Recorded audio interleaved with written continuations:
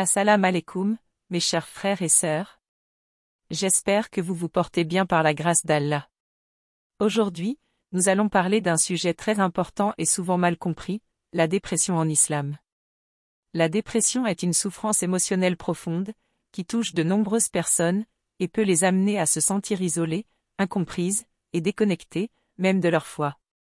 C'est un état que notre religion prend très au sérieux, car il affecte non seulement l'esprit, mais aussi le cœur et l'âme. Dans cette vidéo, nous explorerons pourquoi la dépression ne doit pas être négligée, les impacts spirituels et psychologiques qu'elle peut avoir, ainsi que les moyens de trouver du réconfort et de la guérison à travers la foi, la prière, et le soutien communautaire. Nous discuterons également de la miséricorde d'Allah, et des nombreuses voies de guérison et de soutien qu'il met à notre disposition, pour ceux qui traversent cette épreuve. Restez avec nous pour une discussion enrichissante et éducative, visant à renforcer notre compréhension et notre compassion envers ceux qui souffrent de dépression. Bismillah, commençons cette discussion importante. L'islam reconnaît que la dépression, comme toute autre forme de souffrance mentale ou émotionnelle, est une épreuve humaine réelle et importante. Bien que le terme « dépression » tel qu'il est compris aujourd'hui ne soit pas explicitement mentionné dans les textes islamiques, les enseignements de l'islam abordent les états émotionnels difficiles, et offrent des conseils afin de les surmonter. Premièrement, il y a la reconnaissance de la souffrance émotionnelle. L'islam reconnaît que les croyants peuvent traverser des périodes de tristesse et de détresse. Le prophète Muhammad, paix et bénédiction sur lui, a lui-même vécu des moments de profonde tristesse, notamment lors de la perte de ses proches, comme son épouse Khadija et ses enfants. Deuxièmement, il y a les conseils coraniques pour surmonter la dépression. Le noble Coran dit : « Ô, vous qui croyez, cherchez secours dans l'endurance et la prière. Certes, Allah est avec ceux qui sont endurants. » Sourate Al-Baqarah, verset 153. Ce verset coranique de la sourate Al-Baqarah nous exhorte à chercher de l'aide et du réconfort dans l'endurance et la prière. Il souligne l'importance de la patience et de la persévérance face aux épreuves de la vie. Le verset rappelle également qu'Allah est toujours aux côtés de ceux qui font preuve de patience, les soutenant et les guidant dans leurs difficultés. En résumé, il nous encourage à rester fermes dans notre foi, et à nous appuyer sur la prière, afin de traverser les moments difficiles. Il y a également et avant tout, avoir confiance en Allah. Dit : rien ne nous atteindra en dehors de ce qu'Allah a prescrit pour nous. Il est notre protecteur. Et c'est en Allah que les croyants doivent mettre leur confiance. Sourate At-Tawbah, verset 51. Ce verset de la sourate At-Tawbah nous rappelle que tout ce qui nous arrive, bon ou mauvais, est déjà prédestiné par Allah. Rien ne peut nous atteindre en dehors de ce qu'il a décrété. Le verset insiste sur le fait qu'Allah est notre protecteur ultime, et nous encourage à placer notre confiance en lui.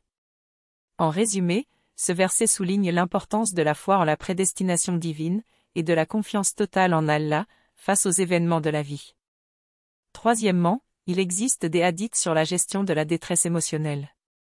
Par exemple, il y a les supplications et les invocations.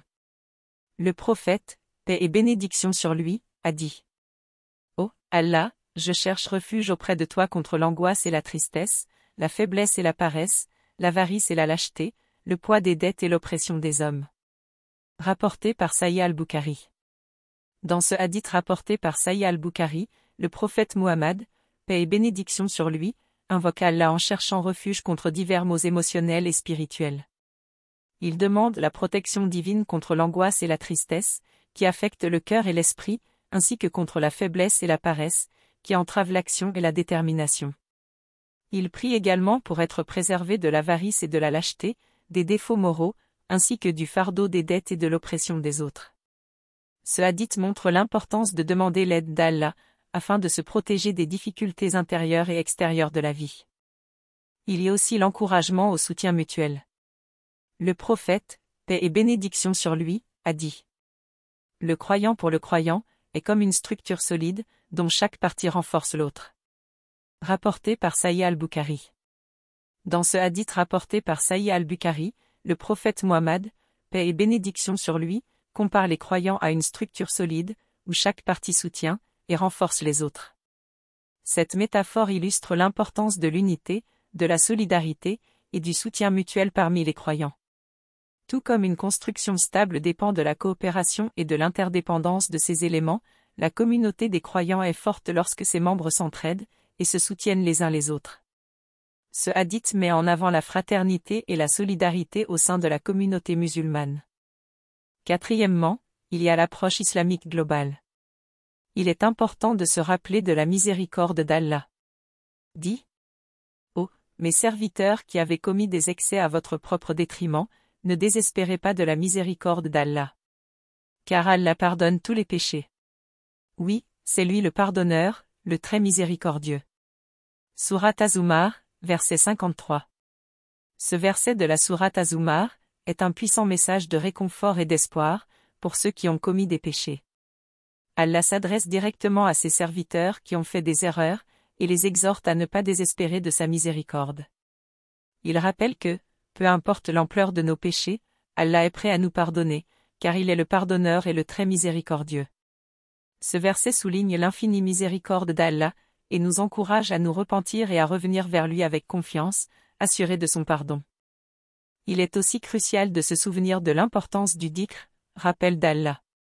Le noble Coran nous dit: ceux qui ont cru, et dont les cœurs se tranquillisent à l'évocation d'Allah. N'est-ce point par l'évocation d'Allah que se tranquillisent les cœurs?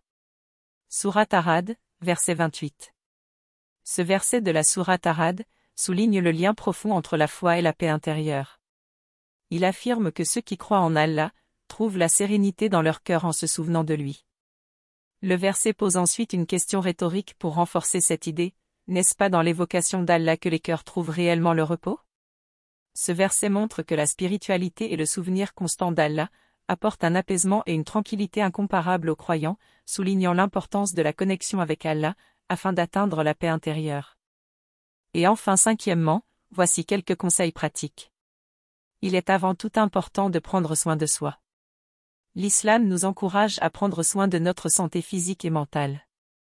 Consulter un professionnel de la santé mentale en cas de besoin est tout à fait compatible avec les enseignements islamiques. Et ensuite, pouvoir maintenir des relations sociales positives. L'importance de la communauté et du soutien social est soulignée, ce qui peut aider à lutter contre la solitude et l'isolement, souvent associés à la dépression. En conclusion, l'islam offre une perspective équilibrée sur la gestion de la dépression, en combinant des conseils spirituels, des pratiques religieuses, et un soutien communautaire. Les enseignements islamiques nous encouragent à rechercher la patience, à maintenir une relation étroite avec Allah, par la prière et le dhikr, et à trouver du réconfort dans la communauté et le soutien mutuel. En cas de besoin, il est également recommandé de chercher de l'aide auprès de professionnels de la santé. Nous arrivons maintenant à la fin de notre vidéo. J'espère sincèrement que cette discussion sur la dépression en islam vous a permis de mieux comprendre l'importance de reconnaître et d'aborder cette souffrance avec compassion et soutien. Il est crucial de se rappeler que la dépression est une épreuve sérieuse, qui peut toucher chacun d'entre nous, affectant notre relation avec Allah, ainsi que notre bien-être mental et spirituel. L'islam nous guide vers une vie d'équilibre, de paix intérieure, et de confiance envers Allah, même dans les moments les plus difficiles. En reconnaissant et en traitant la dépression, nous renforçons notre foi, et favorisons une communauté plus compatissante et solidaire. Pour ceux qui traversent cette épreuve, n'oubliez pas que la miséricorde d'Allah est infinie, et qu'il existe toujours des moyens de guérison et de réconfort.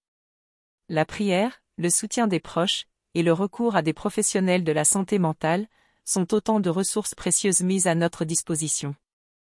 Mes chers frères et sœurs, si mes propos ont pu vous blesser d'une quelconque manière, je vous demande sincèrement pardon au nom d'Allah. Mon intention est de partager avec vous les enseignements de notre belle religion, dans l'espoir qu'ils vous apportent soutien et réconfort. Si cette vidéo vous a été utile, je vous invite à la partager et à vous abonner pour ne manquer aucune de nos prochaines discussions. J'invoque Allah, afin qu'il nous guide tous vers la guérison et la paix intérieure, et qu'il nous accorde la force de surmonter nos épreuves avec patience et foi. Amin. Que la paix et les bénédictions d'Allah soient sur vous. Assalamu alaikum.